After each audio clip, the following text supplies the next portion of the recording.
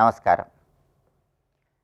దసరా శరన్నవరాత్రుల సందర్భంగా ఈరోజు విజయవాడ క్షేత్రంలో అన్నపూర్ణాదేవి అలంకారంలో, శ్రీశైలం క్షేత్రంలో చంద్రఘంటాదేవి అలంకారంలో ఉన్న అమ్మవారి అలంకార వైభవం ఏంటో నేటి శక్తి శుభయోగం అనే శీర్షికన పరిశీలిద్దాం.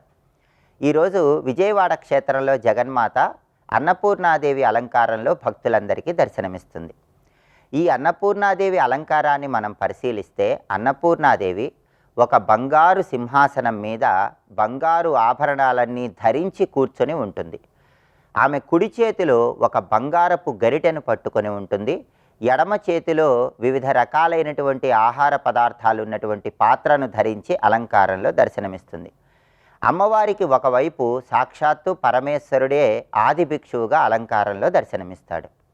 ఈ అలంకారంలో ఉన్న అంతరార్థాన్ని మనం పరిశీలించినట్లయితే సృష్టిలో ఆకలితో ఉన్న వాళ్ళందరూ సాక్షాత్తు శివస్వరూపులే. ఆకలితో ఉన్న వాళ్ళ ఆకలి తీర్చే వాళ్ళందరూ కూడా అన్నపూర్ణలే అని ఈ అలంకారంలో ఉన్న అంతరార్థం.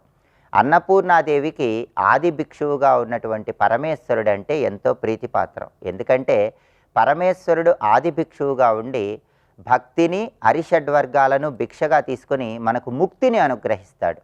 అలా భక్తులకు ముక్తిని అనుగ్రహించే ఆది భిక్షువు అంటే అన్నపూర్ణాదేవికి ఇష్టం. అందుకే జ్ఞాన వైరాగ్య సిద్ధ్యర్థం భిక్షాందేహీ చ పార్వతి అన్నారు. అంటే జ్ఞానాన్ని వైరాగ్యాన్ని భిక్షగా అందరికీ అనుగ్రహిస్తుంది కాబట్టి ఆ తల్లి అన్నపూర్ణాదేవి పరలోక మోక్ష ప్రాప్తిని కూడా కలిగింపజేస్తుంది.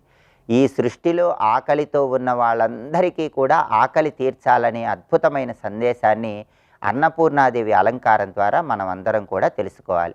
అన్నపూర్ణాదేవి సంపూర్ణమైన అనుగ్రహం కలగాలంటే ఇంట్లో దీపారాధన చేశాక లలితా సహస్రనామాల్లో చెప్పబడినటువంటి పురుషార్థ ప్రదాపూర్ణ భోగిని భువనేశ్వరి అనే మంత్రాన్ని 21 సార్లు పఠించాలి. అన్నపూర్ణాదేవి అనుగ్రహం కోసం కట్టె పొంగలి, పాయసాన్నము, దద్యోజనము నైవేద్యంగా సమర్పించాలి. ఇలా చేస్తే అన్నపూర్ణాదేవి సంపూర్ణమైన అనుగ్రహానికి సులభంగా పాత్రలు కావచ్చు. అలాగే ఈరోజు శ్రీశైలం క్షేత్రంలో జగన్మాత చంద్రఘంటాదేవి అలంకారంలో భక్తులందరికీ దర్శనమిస్తుంది. చంద్రఘంటాదేవి అలంకార వైభవాన్ని పరిశీలిస్తే అమ్మవారు నుదుటి మీద ఘంటాకారంలో అర్ధచంద్రుణ్ణి ధరించి ఉంటుంది. అందుకే చంద్రఘంటాదేవి అనే పేరు వచ్చింది. ఈ చంద్రఘంటాదేవి అలంకారంలో అమ్మవారికి దశభుజాలు ఉంటాయి, అంటే 10 చేతులు ఉంటాయి. అందుకే చంద్రఘంటాదేవిని దశభుజాదేవి అనే పేరుతో కూడా పిలుస్తారు.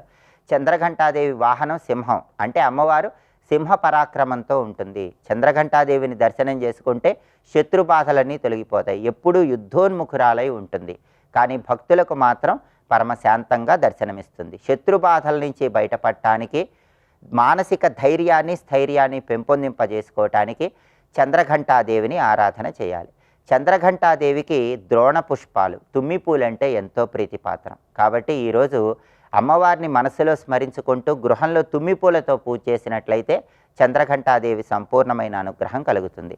చంద్రఘంటాదేవి అనుగ్రహం కలగటానికి ఇంట్లో దీపారాధన చేశాక పిండజ ప్రవరారూఢ చండకోప అస్త్రకైర్యుత ప్రసాదం తనుతే మహ్యం చంద్రఘంటేతి విశ్రుత అనే ధ్యాన శ్లోకాన్ని పఠించడం, అమ్మవారి అనుగ్రహం కోసం కొబ్బరన్నాన్ని అమ్మవారికి నైవేద్యంగా సమర్పించి ప్రసాదంగా స్వీకరించడం ద్వారా చంద్రఘంటాదేవి సంపూర్ణమైన అనుగ్రహానికి సులభంగా పాత్రలు కావచ్చు. ఇలా విజయవాడ క్షేత్రంలో అన్నపూర్ణాదేవి, శ్రీశైలం క్షేత్రంలో చంద్రఘంటాదేవి అలంకారాలు దర్శనం చేసుకొని ప్రత్యేకమైన శ్లోకాలు మంత్రాలు జపించుకోండి, నైవేద్యాలు సమర్పించండి. అమ్మవారి అనుగ్రహానికి ప్రతి ఒక్కరూ సులభంగా పాత్రలు కండి. అలాగే రేపటి శక్తి శుభయోగం శీర్షికన విజయవాడ క్షేత్రంలో కాత్యాయనీదేవి అలంకారంలో, శ్రీశైలం క్షేత్రంలో కూష్మాండాదేవి అలంకారంలో ఉన్న అమ్మవారి అలంకార వైభవం ఏంటో, జపించాల్సిన మంత్రాలు శ్లోకాలు ఏంటో, సమర్పించాల్సిన నైవేద్యాలు ఏంటో పరిశీలిద్దాం.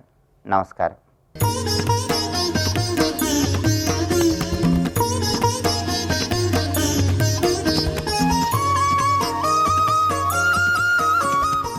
अन्नपूर्णे सदापूर्णे शङ्करप्राणवल्लभे ज्ञानवैराग्यसिद्ध्यर्थं भिक्षां देहि च पार्वती. శ్రీ అన్నపూర్ణాయై నమః. జగన్మాత శ్రీ కనకదుర్గా పరదేవతకు నమస్కరిస్తూ దుర్గాదేవి ఈ రోజున అన్నపూర్ణ అలంకారంతో శోభిల్లుతూ భక్తులను అనుగ్రహిస్తున్నది. అన్నపూర్ణ అనేటువంటి స్వరూపము చాలా విశేషమైనది. గొప్ప ఉపాసనా సంప్రదాయం కూడా అన్నపూర్ణ తత్వంలో దాగి ఉన్నది. అయితే అన్నపూర్ణ నామంతో అమ్మవారు అనేక క్షేత్రాలు ఉన్నారు. దక్షిణాపథంలో ఉన్నారు, ఉత్తరాపథంలో ఉన్నారు. ఉత్తర పథంలో హిమవత్పర్వత ప్రాంతంలో పూర్ణగిరి పీఠం ఉన్నది. అక్కడ పూర్ణగిరి అనే శబ్దంలో పూర్ణ అనే మాట అన్నపూర్ణ తత్వాన్ని తెలియజేస్తున్నది. ఇది కాకుండా ప్రసిద్ధి చెందిన కాశీక్షేత్రంలో విశాలాక్షి అన్నపూర్ణాదేవి ఆరాధన చాలా వ్యాప్తి చెంది ఉన్నది. ఇక దక్షిణాపథంలో కూడాను హొర్నాడో అనే కర్ణాటక ప్రాంతంలోను, అదేవిధంగా తమిళనాడు కూడాను తెన్కాశీ అని చెప్పబడుతున్న దక్షిణ కాశీ క్షేత్రంలో తల్లి అన్నపూర్ణ పేరుతో ఆరాధింపబడుతున్నది. అలాగే హిమాలయాల్లోని ఉత్తర కాశీ క్షేత్రమునందు జగన్మాత అన్నపూర్ణ నామంతో ఆరాధింపబడుతున్నది. అన్నపూర్ణ ఉపాసన కేవలం అన్నప్రదాయం మాత్రమే కాకుండా ఒక మహాశక్తి యొక్క ఆరాధన అని తెలుసుకోవాలి. అన్నపూర్ణ యొక్క రూపాన్ని వర్ణిస్తూ శాస్త్రముల్లో ఒక చేతిలో మాణిక్యములు పొదిగిన సువర్ణ పాత్రను పట్టుకుని, కుడి చేతిలో బంగారు గరిట పట్టుకుని అమృత పాయసాన్ని వడ్డిస్తున్నటువంటి స్వరూపంగా భావన చేస్తూ శాస్త్రం వర్ణిస్తున్నది. ఈ భావన తీసుకుని ముత్తుస్వామి దీక్షితుల వారు అన్నపూర్ణే విశాలాక్షి అఖిల భువన సాక్షి కటాక్షి అనే కీర్తనలు అద్భుతంగా వర్ణించారు. పాయసాన్న పూరిత మాణిక్య పాత్ర హేమదర్వి విధృతకరే కాయజాతి రక్షణ నిపుణతరే కాంచనమయ భూషణాంబరవరే అంటూ స్తుతిస్తారు ఇక్కడ. అటువంటి ఆ స్వరూపంలో ప్రధానంగా అన్నప్రదాయన అన్నపూర్ణ అని చెప్పబడుతున్నది. సృష్టిలో ప్రతి వాళ్ళు అన్నగత జీవులే, ప్రతి జీవికి ఆహారం కావాలి. అందుకే అనేక రకాల జంతుజాలములు, పక్షులు మొదలైన ప్రాతకాలం నుంచి కూడా అన్నార్థులు వెళుతూ ఉంటారు. మానవుడు కూడా అన్నగత ప్రాణి. అలాగే దేవతలకు కూడా అన్నం ఉన్నది. అయితే దేవతల అన్నములు వేరు, ఏ ఉపాధులకు ఆయా రూపాల్లో అన్నములు ఉంటూ ఉంటాయి. అలాగే దేవతలకు అన్నాన్ని ఇచ్చేది, పితృదేవతలకు అన్నాన్ని ఇచ్చేది కూడా పరాశక్తే. దేవతలకు అన్నం ఇచ్చినప్పుడు స్వహా రూపంలో, పితృదేవతలకు అన్నం ఇచ్చేటప్పుడు స్వధా రూపంలో ఈ జగన్మాతే చెప్పబడుతుంది. అదే స్వాహా స్వధా మతిర్మేధ అని లలితా సహస్రనామాలో స్వాహా స్వధ కూడా అమ్మవారి నామాలుగానే మనం చెప్పుకుంటున్నాం. అవి కూడా అన్నపూర్ణ రూపంలో స్వాహా స్వధ. అలాగే మానవులకు కూడా అన్నం ఇచ్చేదా తల్లి. మొత్తానికి సర్వ జీవకోటిని పోషించే శక్తి ఏది ఉందో అది అన్నపూర్ణ అని చెప్పబడుతున్నది. ఈ అన్నపూర్ణ గురించి భావన చేసేటప్పుడు అన్నములు అంటే ఐశ్వర్యములను అర్థం తెలుసుకోవాలి. అనుభవించేది అన్నం. మనం ఏది అనుభవిస్తామో అది అన్నం అనిపించుకుంటుంది. అలాగే సర్వైశ్వర్యములు అనుభవించేవే, మన ఇంద్రియాలతో అనుభవించే సర్వ విషయములు ఏవైతే ఉన్నాయో ఇవన్నీ అన్నములే. ఈ అన్నములు మనకి సమృద్ధిగా లభించాలంటే ఐశ్వర్యములు సంపూర్ణంగా ఉండాలని అర్థం. ఐశ్వర్యములు సంపూర్ణంగా ఉంచే శక్తే అన్నపూర్ణ. కనుక అన్నపూర్ణ అంటే ఐశ్వర్యప్రదాయిని అనే భావం కూడా దానిలో దాగి ఉన్నది. ఇలాంటి అన్నపూర్ణ ఆరాధన సర్వైశ్వర్యాల్ని కలిగిస్తూ ఉంటుంది. అయితే అన్నపూర్ణ స్వరూపంలో విశేషించి మనకు కనబడుతున్నది అన్నపూర్ణమ శివుడికి భిక్ష వేస్తున్నట్లుగా ఒక రూపం ఉంటుంది కాశీలో. దీని అర్థం ఏంటంటే అన్నము అంటే సర్వ ప్రకృతి నుంచి మనకు లభించే ఐశ్వర్యములైతే ఈ ప్రకృతి రూపిణ అమ్మవారు శివుడికి వడ్డిస్తున్నట్టు కనబడడంలో ఆంతర్యం ఏంటంటే ప్రకృతి నుంచి మనం పొందే ఐశ్వర్యములన్నీ ముందు శివార్పణం అంటే ఈశ్వరార్పణం చేసి మనం అనుభవించాలి. అంతేగాని స్వార్థంగా అనుభవించడం కాకుండా భగవదర్పణ బుద్ధితో వీటిని అనుభవించాలి. అప్పుడు అన్నములు ప్రసాదములుగా మారుతాయి. కానీ పదార్థాన్ని ప్రసాదాలుగా చేసుకోవాలి అంటే ప్రకృతి ద్వారా మనకు లభించేటువంటి ఏ అన్నములు ఉన్నాయో ఇది ఆ జగన్మాత మనకు ప్రసాదించినవి అని అవి ఈశ్వరార్పణం చేసి మనం పుచ్చుకోవాలి. అప్పుడు ఆ అన్నం మనకి చిత్తశుద్ధి ద్వారా జ్ఞానవైరాగ్యాన్ని కలిగిస్తుంది.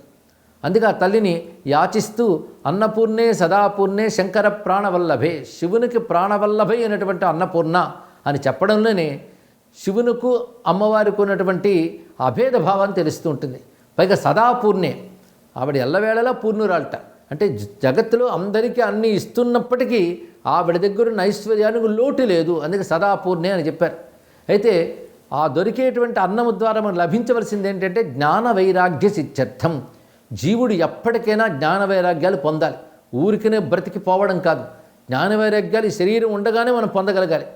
అలాంటి జ్ఞాన వైరాగ్యాలు కలిగించే అన్నము వడ్డించమని అమ్మవారిని ప్రార్థిస్తున్నారు. భిక్షాన్ దేహిచ పార్వతి అని. ఈ భావంలో మరొకటి మాతాచ పార్వతీదేవి పితాదేవో మహేశ్వర బాంధవా శివభక్తాశ్చ స్వదేశో భువనత్రయం అని చెప్తూ ఆ తల్లి జగన్మాత అన్నపూర్ణమును నమస్కరిస్తూ స్వస్తి.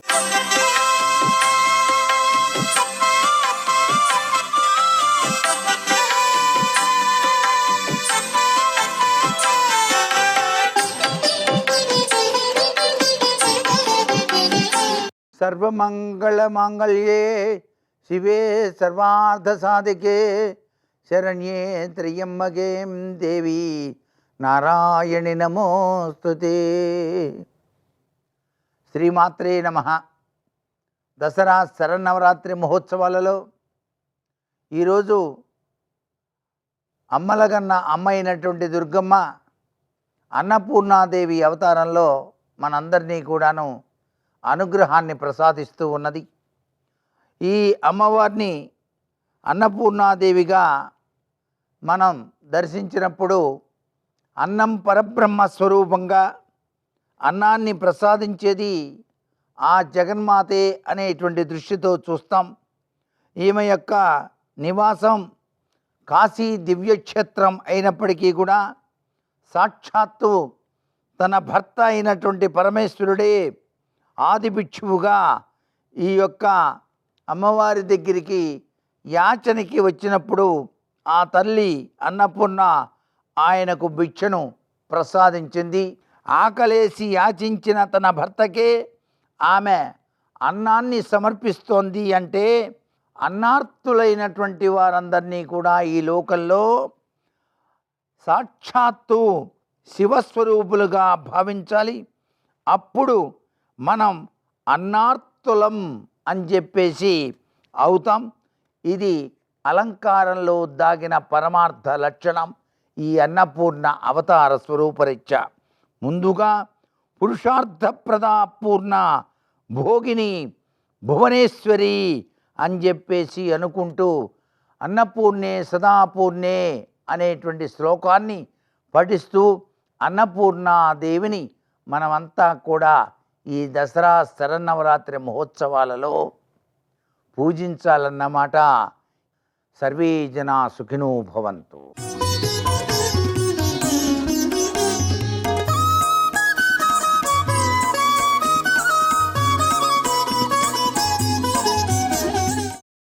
శంకర భగవత్పాదులు జగద్గురువులు, లోకమునకు దార్శనికులు, మార్గమును చూపించిన వారు, దేశికులు, దిశానిర్దేశము చేసిన మహాపురుషులు. అందుకే చిట్ట చివరి శ్లోకాల దగ్గరికి వెళ్ళేటప్పటికీ వారు కేవలముగా నేను అన్నమే అడగట్లేదు, అమ్మా నేను అన్నంతో పాటుగా అడుగుతున్నవి కొన్ని ఉన్నాయి. జ్ఞాన వైరాగ్య సిద్ధ్యర్థం భిక్షాం దేహి చ పార్వతీ అంటారు. నాకు జ్ఞాన వైరాగ్యములను కూడా భిక్ష పెట్టు అని అడిగారు. ఆ అన్నం అడిగేటప్పుడు, ఆ భిక్ష అడిగేటప్పుడు కాశీపురాధీశ్వరి భిక్షాం దేహి కృపావలంబనకరి, అమ్మా నువ్వు అపారమైన దయ కలిగిన దానవు. ఆ దయకి రాశీభూతమైన స్వరూపం కాబట్టే సమస్త ప్రాణులను ఆవిడ పోషిస్తూ ఉంటుంది. ఎంత దయ కలిగిన తల్లో శంకరులు సౌందర్యలహరిలో చెప్తారు. దృశాద్రాఘీయస్యాదరదళిత నీలోత్పలరుచ దవీయాంసం దీనం స్నపయ కృపయా మమపి శివే అనీనాయం ధన్యో భవతి నచతే హానిరియత వనీవా హర్మ్యేవా సమకర నిపాతో హిమకర అంటారు. ఆ తల్లి దృశాద్రాఘీయస్యాదరదళిత నీలోత్పలరుచ, దరదళిత విచ్చుకోకుండా ఉన్నటువంటి కంటితో బాగా ఇలా కళ్ళు విప్పి చూసిందనుకోండి, అమ్మకి ఏమైనా కోపం వచ్చిందా అని అనుమానం వస్తుంది. ధర్మాన్ని పాడు చేసేవాళ్ళు ఎవరైనా ఎదురుగుండా నిలబడ్డారా ఏమి, కళ్ళు బాగా విప్పి చూస్తోంది అనుకుంటాం. ఆవిడ కళ్ళు మూసేసింది అనుకోండి, ఉన్మేష నిమిషోత్పన్న విపన్న భువనావళి. ఆవిడ కనురెప్పలు మూసిందా లోకాలన్నీ ప్రళయంలో కలిసిపోతాయి. అందుకే పరమదయతో చూస్తోంది అంటే కళ్ళు బాగా విప్పకూడదు, కళ్ళు మూసేయకూడదు. దరదళిత నీలోత్పల రుచ, నల్ల కలువలోని కాంతి ఎలా ఉంటుందో అటువంటి కాంతి కలిగిన నేత్రములతో ఆమె చూస్తోందిట. ఎలా చూస్తోంది అంటే ఏదో ఇలా చూడటం కాదుట, ఈ చివరి నుంచి ఈ చివరికి ఇలా నేత్రములను తిప్పుతుందిట. ఎందుకు అలా తిప్పడం అంటే ద్విషాద్రాఘీయస్యాదరదళిత నీలోత్పల రుచ తవీయాంసం దీనం స్నపయ కృపయా మమపి శివే. ఈ లోకములు ఎంతవరకు ఉన్నాయో అంతకన్నా దూరం వరకు చూసుకుంటూ ఉంటుంది. ఎందుకని అంటే సమస్త జగత్తులో ఉన్నటువంటి ప్రాణులన్నీ ఆమె బిడ్డలు. ఆమె రాశీభూతమైనటువంటి దయ. అమ్మ అంటేనే ప్రేమ. అమ్మ ప్రేమకి ఒక పరిమితి ఉంటుంది. మా అమ్మగారికి నా మీద ఉన్న ప్రేమ మా పక్కింట్లో ఉన్న పిల్లవాడి మీద కూడా ఉండాలి అని చెప్పడం అంత తేలిక విషయం కాదు. తన బిడ్డ మీద ప్రేమ ఉంటుంది, కానీ జగన్మాత యొక్క ప్రేమ అందరూ ఆమె బిడ్డలే, మనుష్యులు కారు, సమస్త భూతములు ఆమె బిడ్డలే అయినప్పుడు ఆమె ప్రేమ ఎంత గొప్పదై ఉంటుంది. అందుకే అమ్మా నువ్వు అమ్మవి, మా అమ్మవి కృపావలంబనకరి అపారమైనటువంటి దయ కలిగిన తల్లివి కాబట్టి నాకు భిక్ష పెట్టు. సర్వం శ్రీ ఉమామహేశ్వర పరబ్రహ్మార్పణమస్తు. స్వస్తి.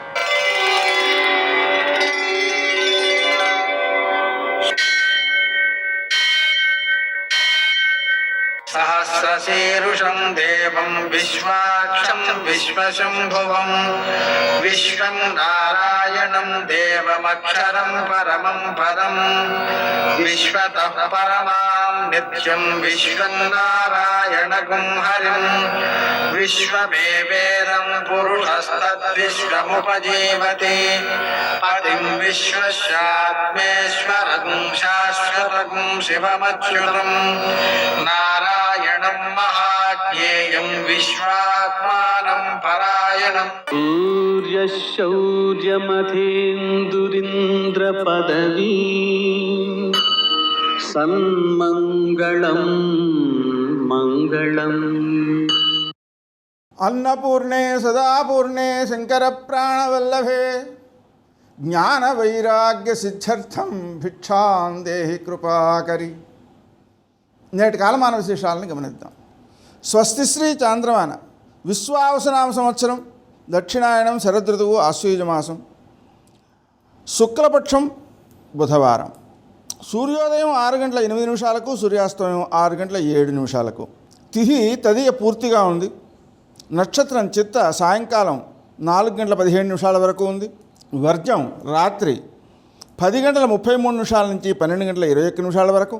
దుర్ముహూర్తం ఉదయం 11:44 నుంచి మధ్యాహ్నం 12:31 వరకు. అమృతకాలం ఉదయం 9:12 నుంచి 10:58 వరకు. రాహుకాలం బుధవారం కావడం వలన మధ్యాహ్నం 12 నుంచి 1:30 వరకు. అష్టకవర్గు రీత్యా శుభప్రదమైన సమయం ఉదయం 10:30. నేటి విశేషం శరన్నవరాత్రులలో 3వ రోజు. ఈ సందర్భంగా మనం అన్నపూర్ణాదేవిని భావన చేస్తూ ఉంటాం, పూజించుకుంటూ ఉంటాం అవతారంగా. అన్నపూర్ణ యొక్క వైశిష్ట్యం ఏమిటి?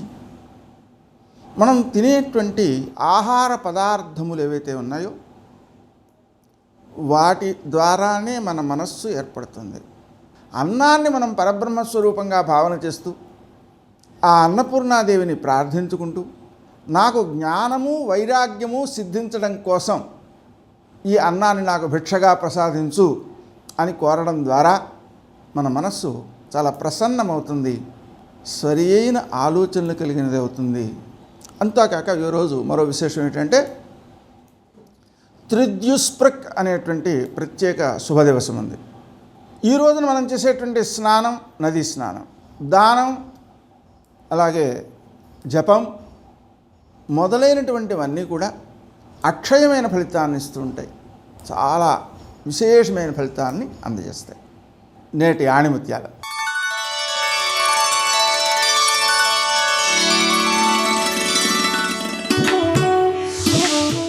ఆశయం లేని జీవితం, విశ్వాసం లేని మాటలు, పట్టుదల లేని పనులు ఎందుకు కొరగానివి.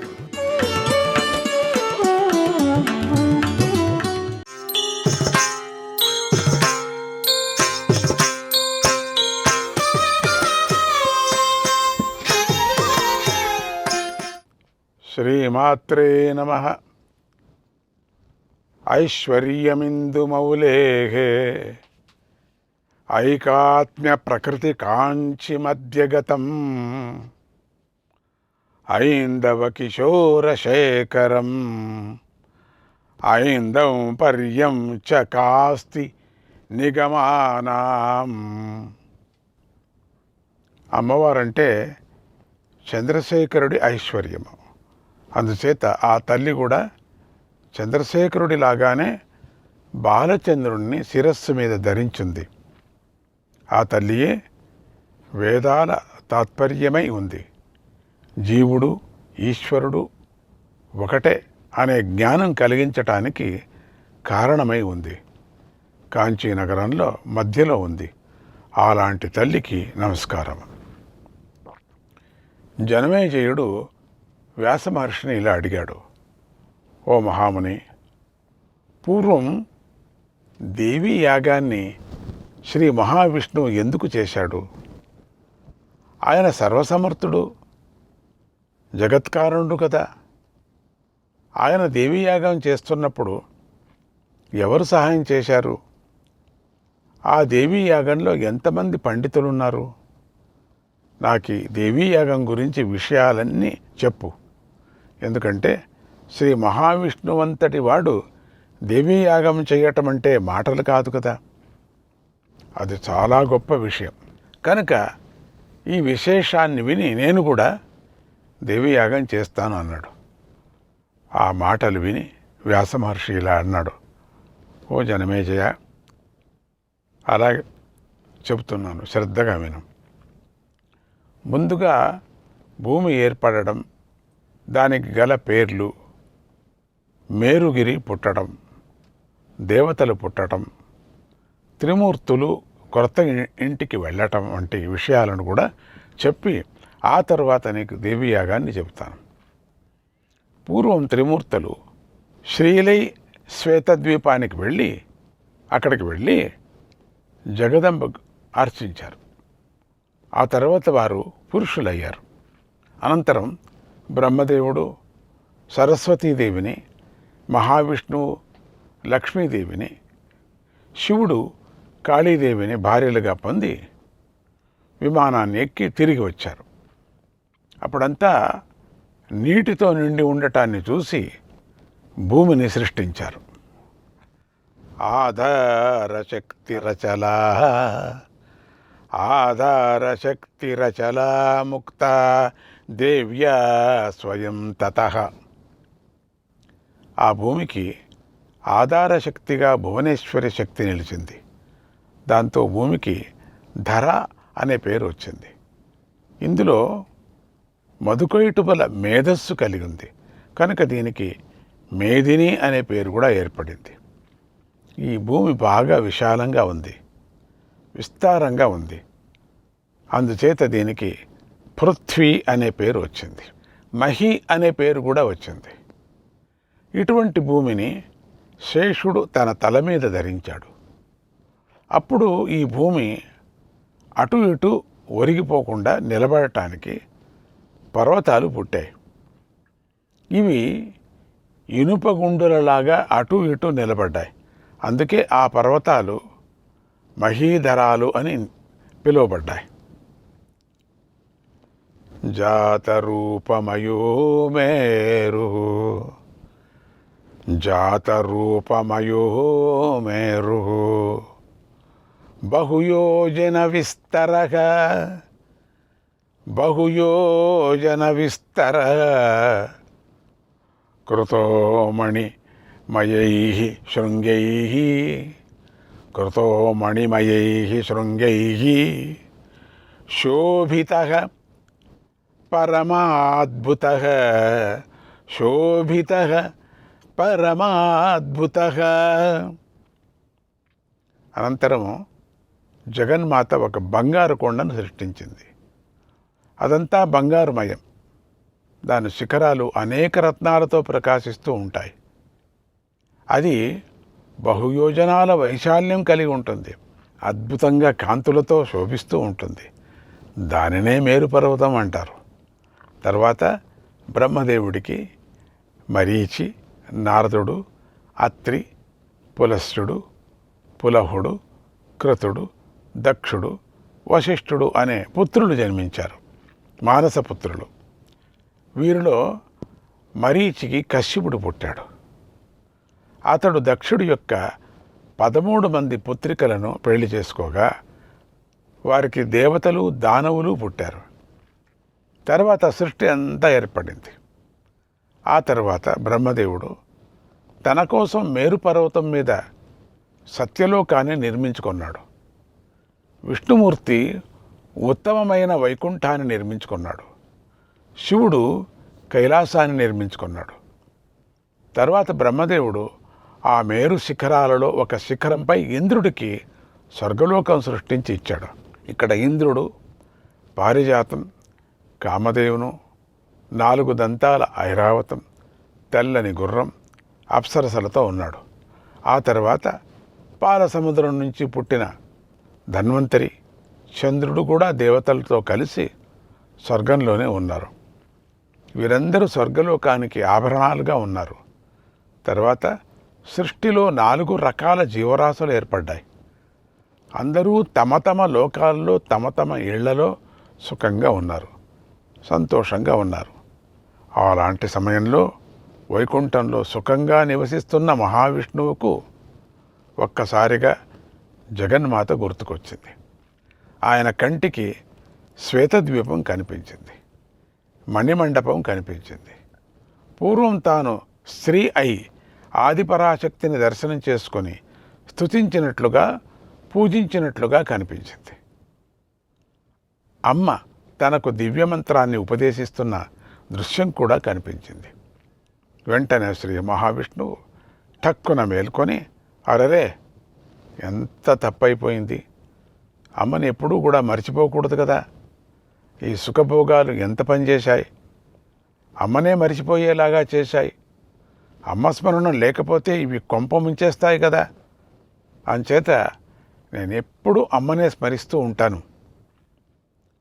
మత్తు వదిలి అమ్మను పూజిస్తాను, ఇప్పుడు నేను దేవీ యాగాన్ని చేస్తాను అని సంకల్పం చేసుకున్నాడు. వెంటనే బ్రహ్మదేవుడికి శివుణ్ణి, కుబేరుణ్ణి, ఇంద్రుణ్ణి, అగ్నిని, యమధర్మరాజును, వశిష్ఠుణ్ణి, దక్షుణ్ణి, కశ్యపుణ్ణి, వామదేవుణ్ణి, వరుణుణ్ణి, బృహస్పతిని పిలిచి, ఓ దేవతలారా, నేను యాగం చేస్తున్నాను, అందరూ యాగానికి రండి అని ఆహ్వానించాడు. వెంటనే దేవతలందరూ దేవీ యాగానికి వచ్చారు. అప్పుడు మహావిష్ణువు శిల్పులను పిలిచి, మేరు చక్కని యాగశాలను, అంటే మీరందరూ కూడా ఎట్లా ఉండాలంటే మేరు పర్వతానికి మించిపోవాలి, అంత సుందరంగా ఉండాలి, మీరంతా కూడా చక్కని యాగశాలను నిర్మించండి, అది వైభవంగా ఉండాలి, చెప్పటానికి వీలు లేకోకుండా అంత అద్భుతంగా ఉండాలి, అందంగానూ ఉండాలి అని ఆజ్ఞాపించాడు. శిల్పులు తక్షణమే అందమైన యాగశాల నిర్మించారు. యజ్ఞ సామాగ్రి అంతా ఏర్పాటైంది, అంతా సమృద్ధిగా ఉంది. తర్వాత మహావిష్ణువు 27 మంది పండితులను ఋత్వీకులుగా నియమించుకొని యాగం ప్రారంభించాడు. అప్పుడు ఋత్వీకులు విశాలంగా ఉన్న హోమకుండాల్లో అగ్నులను వెలిగించి దేవీ బీజాక్షరాల్లో ఉన్న మంత్రాలను పఠించారు, జపించారు. శాస్త్ర ప్రకారంగా హవిస్సులతో హోమాలు చేశారు. ఆ సమయంలో అందరూ పవిత్రంగా ఉన్నారు, నియమనిష్టలు పాటించారు. ప్రతి ఒక్కరూ తమ మనస్సును అమ్మవారి మీదే నిలిపారు.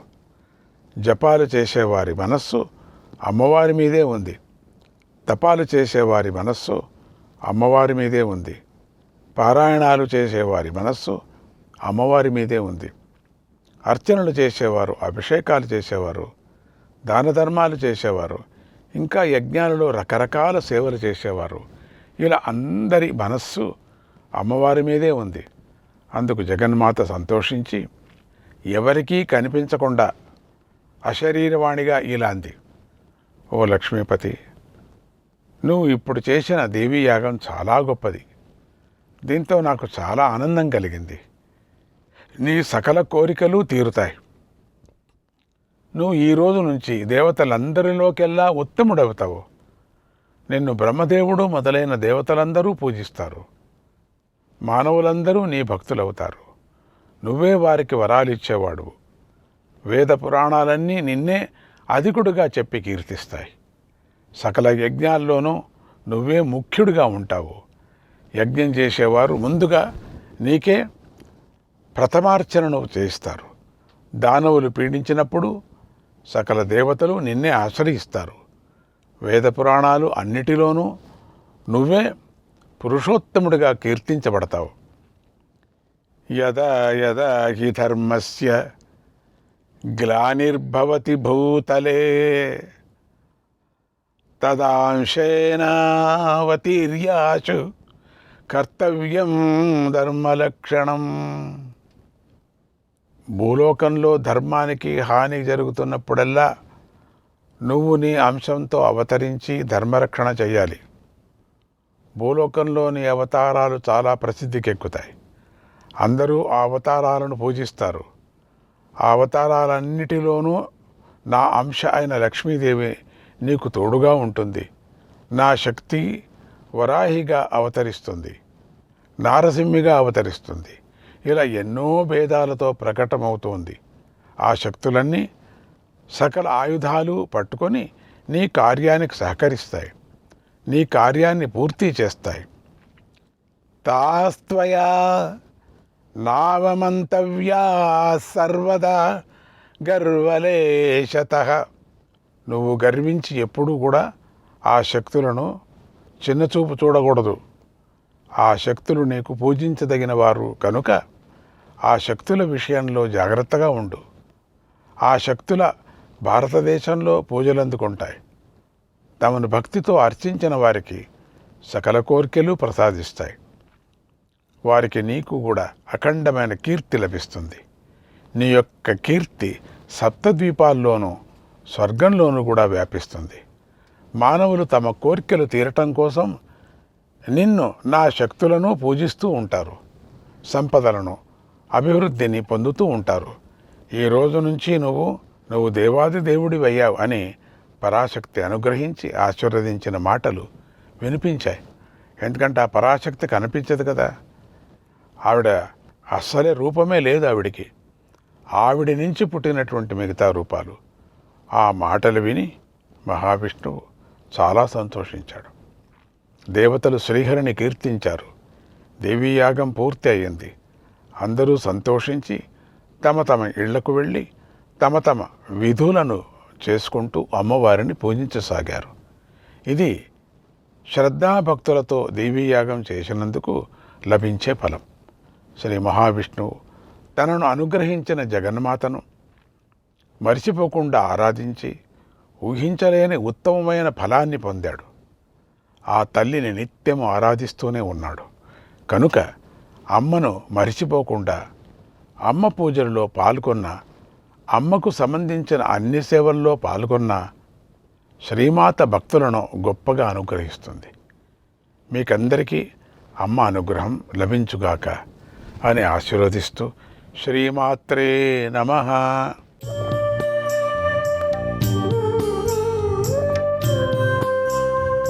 దేవిడోలా దుర్గిడోలా గౌరిడోలా కాళిజో జో జో జయ జో జో.